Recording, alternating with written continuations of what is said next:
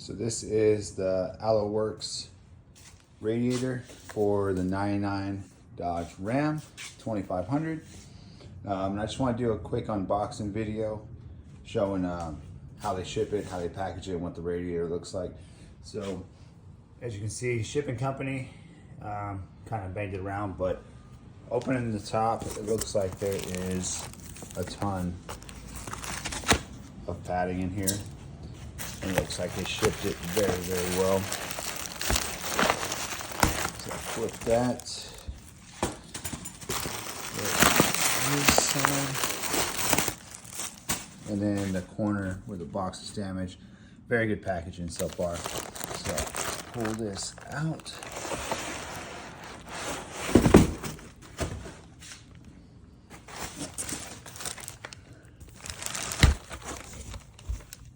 So lots of padding all over this thing. So great job shipping. I'm gonna unwrap it real fast and we'll check out this radiator and see what it looks like. So this is the radiator after taking off all the packaging. Tons of protective padding on this thing. Even around the inlet and outlet of the radiator. I mean, definitely protected, no damage, no bends. Very impressive. Welds look pretty good, pretty clean. Yep.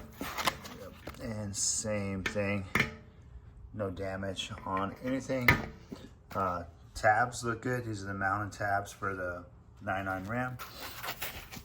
Both sides are not bent. And then for the shroud and stuff, all bolts came with it, as well as a new radiator cap, 19-pound radiator cap. But pretty impressive. No damage whatsoever on this thing. No dents, dings, nothing. So props to how they packaged it and sent it out. And then in the future, we would do an install video. I'm doing radiator plus radiator hoses. But like I said, just want to do a quick unboxing video showing you what it looks like. And it looks really good. Super thick radiator, and it should help. The radiator in my truck is 25 years old.